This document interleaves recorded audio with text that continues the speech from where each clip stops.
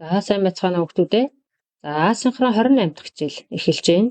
За энэ удаагийн хичээлээр бид мэтгэлцэх урлагийн талаар дэлгэрэнгүй судална. Өөрөөр хэлбэл одоо мэтгэлцэхийн тулд одоо юуг бэлдсэн байх ёстой юм бэ гэдэг талаар мэдээллийг үзнэ гэсэн. За тэгэхээр мэтгэлцэн гэдэг бол санаа бодлоо илэрхийлэх, за тэгээд бусдыг ятгах ийм одоо урлаг гэж ойлгож болно тийм ээ. За хэлэлцүүлэг мэтгэлцэн хоёр юугаараа ялгаатай юм бэ? За мэтгэлцэн гэхээр өрсөлдөөнтэй. За оролцогчид өөрсдийнхөө одоо байр суурийг хамгаалдаг, бусдыг одоо ятгадаг, баталгаа нотлохоо ашигладаг, тэгээд одоо юу гэдгийг маргадаг гэдэг ч юм уу те ийм. Гэтэл хэлэлцүүлэг хамтын ажиллагаанд суурилдаг, оролцогчид асуудлыг ойлгоод шийдэл олохыг ингээд хамтдаа зорьдог, санаагаа солилцдог, нийтлэг ойлголтод хүрдэг. Ийм одоо ялгаанууд байдаг гэсэн үг. За мэтгэлцээнд одоо яг байх ёстой үндсэн элементүүд юу юм гэхээр мэдээж сэдв буюу шийдэл байх ёстой тийм ээ.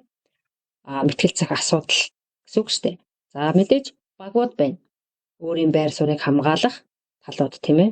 Батлах баг, няцаах баг. За дараа нь нотлохоо байх ёстой.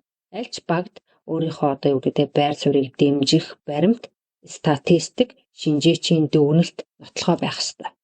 За мөн сөрөг нотлохоо бас байна гэсэн үг тийм өрсөлдөгчийн баталгааг няцаах санаанууд байна гэсэн үг. За мэтгэлцээ одоо юунд ач холбогдолтой юм бэ гэхээр харилцааны ур чадварт ач холбогдолтой. За одоо өөрийнхөө одоо санааг тодорхой илэрхийлэх, идэвхтэй сонсох тийм чадварыг ол сайжруулна. За үр дүнтэй одоо хоорондоо харилцахад нөлөөлдөг ийм одоо чадварыг нэмэгдүүлнэ. За мөн шүүмжлэлт сэтгэлгээг хөгжүүлнэ тий. Асуудлыг одоо олон талаас нь харах чадварыг хөгжүүлнэ. Гүнзгий одоо дүн шинжилгээ хийхэд туслана гэсэн үг. Дараа нь өөртөө итгэх итгэлийг нэмэгдүүлнэ тий. Олонний өмнө одоо үг хэлэх чадварыг нэмэгдүүлнэ. Өөрийгөө илэрхийлэхэд тус юм болно гэсэн үг. За үр дүнтэй одоо мэтгэлцэхийн тулд яах ёстой юм бэ гэдэг зөвлөмжүүдийг хүргэж байна. Эхлээд бол судалж бэлтгэх ёстой тийм ээ. Сэдвийн талаар гүнзгий мэдлэгтэй байх ёстой, нотлохоогоо баттай бэлтгэх ёстой. За илэрхийлэх одоо чадварын хувьд бол тодорхой, ойлгомжтой, итгэл үнэмшилтэй ярих хэрэгтэй. Тэгээд өөрийнхөө сэтгэл хөдлөлийг хянах шаардлагатай байх нь тийм ээ.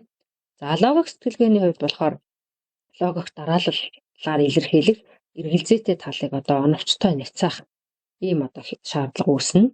За идэвхтэй сонсохын хувьд бол өрсөлдөгчийн санаагаа анхааралтай сонсно, хариу одоо тэгээ үзүүлэхэд бол бэлтэнэ.